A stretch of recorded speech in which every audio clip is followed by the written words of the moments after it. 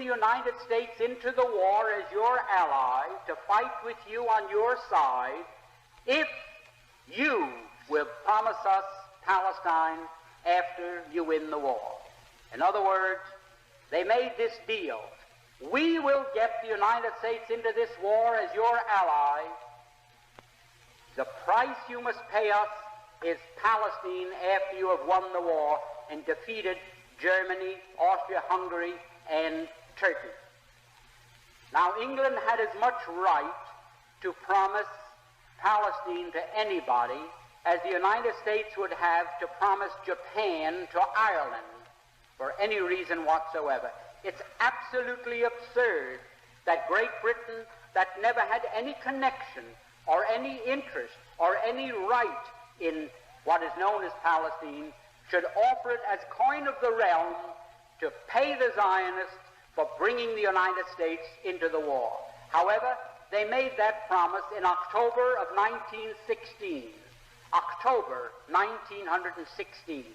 And shortly after that, I don't know how many here remember it, the United States, which was almost totally pro-German, because the newspapers here were controlled by Jews, the bankers were Jews, all the media of mass communications in this country were controlled by Jews, and they were pro-German because their people, in a majority of cases, came from Germany, and they wanted to see Germany lick the Tsar. The Jews didn't like the Tsar, and they didn't want Russia to win this war. So the German bankers, the German Jews, Kuhn Loeb, and the other big banking firms in the United States refused to finance France or England to the extent of $1. They stood aside and they said, as long as France and England are tied up with Russia, not 1 cent. But they poured money into Germany. They fought with Germany against Russia, trying to lick the Tsarist regime. Now, those same Jews, when they saw the possibility of getting Palestine, they went to England and they made this deal. At that time, everything changed, like the traffic light that changes from red to green, where the newspapers had been all pro-German, where they'd been telling the people the difficulties that Germany was having fighting Great Britain commercially and in other respects. All of a sudden, the Germans were no good. They were villains. They were Huns. They were shooting Red Cross nurses. They were cutting off babies' hands, and they were no good. Well, shortly after that, Mr. Wilson declared war on Germany.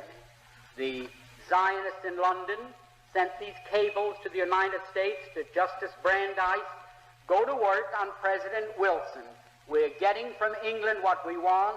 Now you go to work, and you go to work on President Wilson and get the United States into the war. And that did happen. That's how the United States got into the war. We had no more interest in it.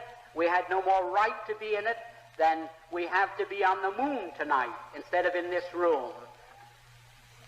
Now the war, World War I, in which the United States participated, had absolutely no reason to be our war. We went in there, we were railroaded into it. If I can be vulgar, we were suckered into that war merely so that the Zionists of the world could obtain Palestine. Now, that is something that the people in the United States have never been told. They never knew why we went into World War I. Now, what happened? After we got into the war, the Zionists went to Great Britain and they said, well, we performed our part of the agreement.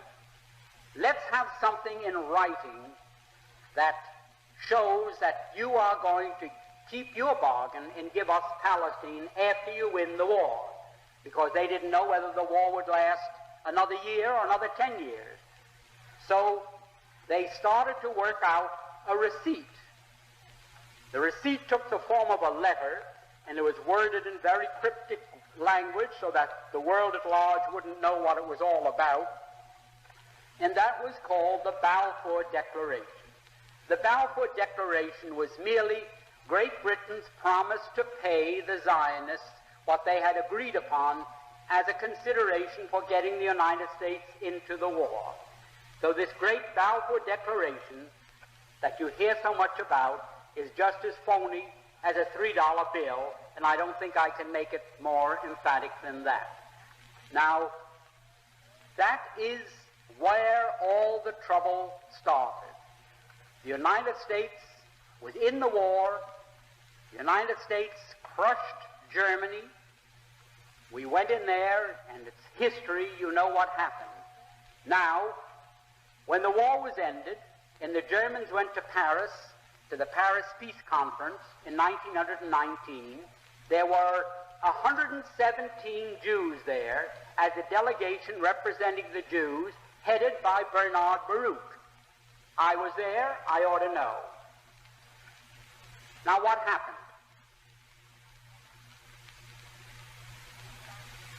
The Jews at that peace conference, when they were cutting up Germany and parceling out Europe to all these nations that claimed a right to a certain part of European territory, the Jews said, how about Palestine for us?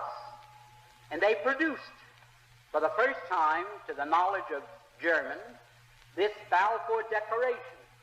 So the Germans, for the first time, realized, oh, that was the game. That's why the United States came into the war. And the Germans, for the first time, realized that they were defeated. They suffered this terrific reparations that was slapped onto them because the Zionists wanted Palestine, and they were determined to get it at any cost. Now that brings us up to another very interesting point. When the Germans realized this, they naturally resented it. Up to that time, the Jews had never been better off in any country in the world than they had been in Germany. You had Mr. Rosenow there, who was maybe 100 times as important in industry and finance as Bernard Baruch in this country. You had Mr. Ballin, who owned the two big steamship lines, the North German Lloyd and the Hamburg American line, thank you. You had Mr. Bleichsröder, who was the banker for the Hohenzollern family. You had the Warburgs in Hamburg, who were the big merchant bankers, the biggest in the world. The Jews were doing very well in Germany. No question about that. Now, the Germans felt, well, that was quite a sellout. It was a sellout that I can best compare. Suppose the United States was at war today with the Soviet Union, and we were winning, and we told the Soviet Union, well, let's quit. We offer you peace terms. Let's forget the whole thing. And all of a sudden, Red China came into the war as an ally of the Soviet Union, and throwing them into the war brought about our defeat, a crushing defeat, with a reparations the likes of which man's imagination cannot encompass. Imagine, then, after that defeat, if we found out that it was the Chinese in this country, our Chinese citizens, who all the time we thought they were loyal citizens working with us, was selling us out to the Soviet Union, and it was through them that Red China was brought into the war against us. How would we feel in the United States against Chinese? I don't think one of them would dare show his face on any street. There wouldn't be lampposts enough convenient to take care of them. Imagine how we would feel. Well, that's how the Germans felt towards these Jews. We've been so nice to them, and from 1905 on, when the first communist revolution in Russia failed and the Jews had to scramble out of Russia, they all went to Germany, and Germany gave them refuge, and they were treated very nicely. And here, they sold Germany down the river for no reason at all, other than they wanted Palestine as a so-called you.